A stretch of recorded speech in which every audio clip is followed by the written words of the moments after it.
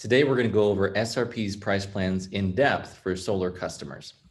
So I'm going to start by navigating to SRP's website, which is just srpnet.org, I believe, srpnet.com, sorry, and go to residential electric and then price plans. Here, we're going to see a bunch of different options, but for right now, we're going to focus on the solar price plans. And then we're going to disregard this FAQ and then this EV export and these demand plans. And the reason is that to have a demand plan work effectively, a customer either has to be really cautious of the way that they use energy as to not turn too many things on at once and draw too much from the grid, or have something like a load controller or a smart battery that's going to help offset a lot of that demand, a lot of that electrical draw at one given time. So we're going to click on time of use export plan. So as we dive deeper into this plan, we can see that there are two major different time windows. One is May to October and the other is November through April. So this is summer and summer peak, and this is winter. And it explains that a little bit more as we dive in below. This 2 to 8 window during our summertime is when we're going to have our on-peak hours, whereas in winter, we're going to have a 5 to 9 and a 5 to 9. So when the sun is coming up and when the sun is coming down, versus during summer, which is typically when the sun is high in the sky and going down and setting. Now, understanding this bill is really important, where winter is dramatically different than summer and summer peak, obviously due to the hours, but also due to the price. So in winter, it's 9.51 cents per kilowatt hour for on peak and 6.91 for off peak.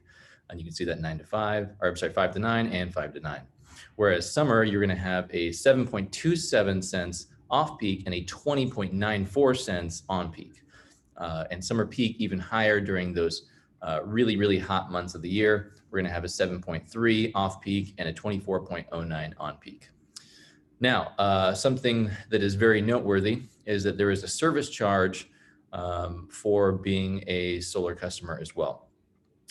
Whereas if you have a 200 amp main panel or 200 amp service, the service charge is $32.44 a month. And if you have above a 200 amp service, typically if you have a larger home or a large solar system, then it'll be $45.44 per month. Now, with the export rate, SRP has an export rate of 2.81 cents. And the reason that that is really noteworthy here is that you really don't want to advocate a customer to sell back to the grid at wholesale prices, because chances are that their solar energy that they're purchasing via a loan or cash or what have you, that price per kilowatt hour generated is usually 7 to 11 cents per kilowatt hour. Whereas the export is 2.81 cents. So I don't want to buy for, let's say, 9 cents and sell for 2.8 cents. It doesn't make sense financially. So these systems that we do in SRP that don't have a load controller or a battery, we typically do with about a 50 to 60% offset, which covers that baseline usage during those on-peak times, typically as long as the solar panels are placed appropriately due to the customer's usage. Of course, lifestyle changes the way that electricity is used, so keep that in mind if you're ever creating a proposal for a customer that maybe has a third shift or works during an interesting time of the day, or works from home, for example. Now, with that system and generating that, what I mean by that 50 to 60% offset is the total annual usage throughout the entire year. We want to offset about half of that approximately, so long as it's done in the correct times, meaning that the solar is laid out correctly, which I'm going to dive into in a moment.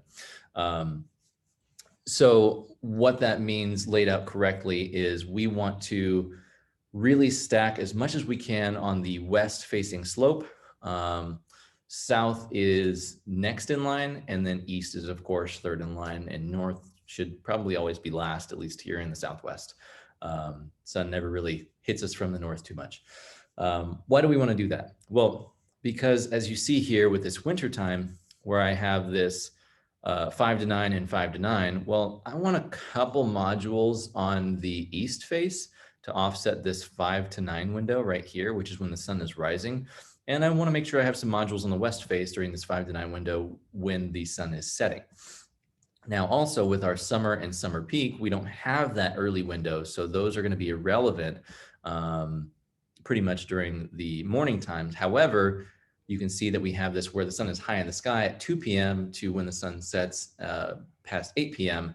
That's really what we want to offset. So this west facing slope is typically really good to stack on, so long as the customer has a proper layout for it and the home is positioned properly with the roof facets facing that way. So how does this compare to the EV plan? Well, let's dive into the EV plan so that way we can break this down a little bit more. It's very similar to the E13 plan, which we just went over, the time of use export. But what this one has that one doesn't is a super off-peak window between 11 to 5 a.m. to charge your EV. And you can see that exists during winter, summer, and summer peak hours. Same service charge applies. Now, how does a plan like this time of use export, compared to a normal plan, which someone would typically have, like an EZ3, for example? So I'm going to stop this share really quick, and I'm going to share my entire desktop so we can put them side by side. So over here, I have this EZ3 price plan, and on the left, I have our E13. So this is our solar price plan. This is our non-solar price plan. You can see that a lot of people like EZ3 because you have either a 3 to 6 window for higher on peak or a 4 to 7 window for higher on peak. And you can choose based upon your lifestyle, which is very nice. Now you'll notice that this is quite a bit smaller than the on peak in the E13 plan and the solar plan over here. And that tends to be a question that gets brought up a lot to me is, why would I switch to this E13 if that means having a larger on-peak window? Well, here's why. So the winter for this price plan, this EZ3, is a bit higher at 10.63 cents versus 9.51 for the on-peak and 7.38 versus 6.91 for the off-peak. Now the time window is nice as you don't have this additionally, but you'll see during the summer and summer peak, it is quite dramatically different. Now this summer, we have a 28.95 cent on peak versus a 20.94 cent on peak, which is about an 8-cent swing, versus an 8.29 cents off peak and a 7.27 cents off peak. Furthermore, in summer peak, it gets even more dramatic, which is a 10-cent swing here at 34.44 cents versus 24.09 and 8.53 versus 7.3. So these solar plans tend to be quite a bit cheaper, even for the on-peak usage, as much as 10 cents during the summer, and tends to be very advantageous for the customer.